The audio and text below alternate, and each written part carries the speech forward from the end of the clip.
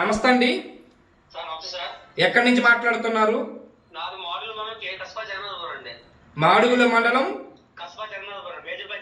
Major panchayat. ఒక 6,000 ఓట్లు ఉన్నటువంటి పంచాయతీ నుంచి మీరు మాట్లాడుతున్నారు.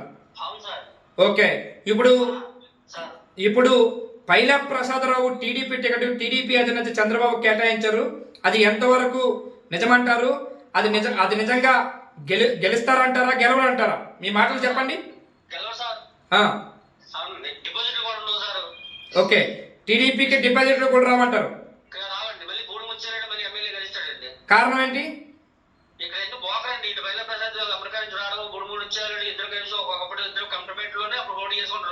అవునండి. అంటే అంటే అంటే ఇప్పుడు 2009లో ప్రజారాజ్యం నుంచి పోటీ చేసినప్పుడు కాంగ్రెస్ పార్టీలో ఉన్న మంత్రి బూడి ముచ్చల నాయుడు వీళ్ళిద్దరు కలిపి కుమ్మక్కయ్యి కాంగ్రెస్ పార్టీని ఆ రోజు వాడుకొట్టారు. అదే నిజమా?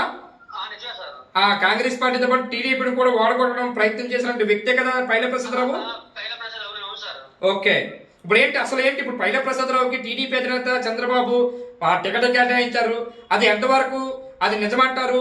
అది సారీ నిజమంటే ఏంటి? ఇప్పుడు జనంలో వాళ్ళకి స్పందన ఎలా ఉంది? అసలు మీ గ్రామానికి పైలా ప్రసాదరావు అనే వ్యక్తి వచ్చారండి? ఓకే, ఎప్పుడు రాలేదు. ఏ రోజైనా పార్టీ కార్యక్రమాలు పాల్గొన్నారండి? ఏ రోజు పార్టీ కార్యక్రమాలు పెట్టిన ఏమీ కూడా తీసుకోలేదు కదా. అసలు అసలు ఎవరికి టికెట్ ఇస్తే బాగుంటదండి?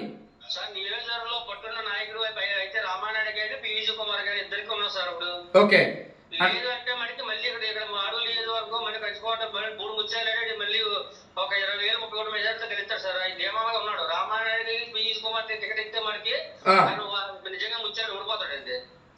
ఇప్పుడు రామానాయుడికి టికెట్ ఇచ్చినా పివిజి కుమార్కి ఇచ్చినా రామానాయుడికి అయితే ఫుల్ మెజార్టీతో మొత్తం డౌన్ అయిపోతాడు బూడి ముచ్చల నాయుడు.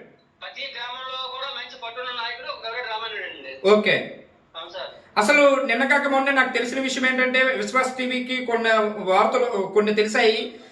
మీ గ్రామానికి పైలా ప్రసాదరావు రాబోతుంటే జనం కూడా ఎవరు లేరు, లేకపోవడం వెనక్కి తిరిగారు అంటారు. నిజమేనా?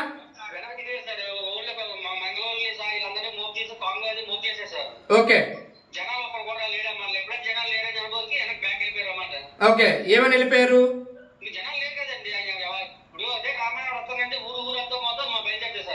ఓకే,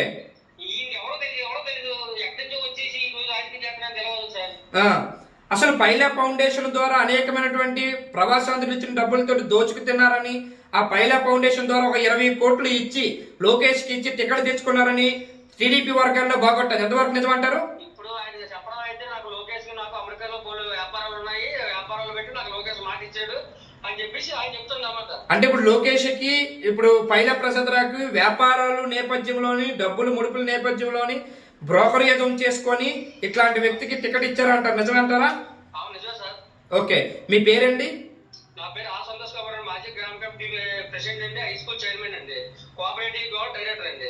ఒక కోఆపరేటివ్ డైరెక్టర్ గా మాజీ సర్పంచ్ గా మీ నాన్నగారు పనిచేశారా? చేశారండి.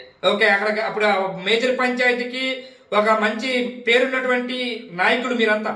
అవును సార్, మా అమ్మగారు ఇప్పుడు నీటి ప్రెసిడెంట్, కోనం ప్రాజెక్ట్ వైస్ చైర్మన్ అండి. ఇప్పుడు కోనం ప్రాజెక్ట్ కి వైస్ చైర్మన్ మీ అమ్మగారు. అట్లాంటిది మీలాంటోళ్ళే చెప్తున్నారు అసలు గౌరీ రామానాయుడికి టికెట్ ఇస్తే బాగుంటది అంటున్నారు. అసలు నిజంగా పైలా ప్రసాదరావుని పూర్తిగా తొక్కేస్తారండి? ఇక్కడ నుంచి పరిగెట్టిస్తారా? పైలా ప్రసాద్ అనే వ్యక్తి అయితే గెలుస్తారంగా.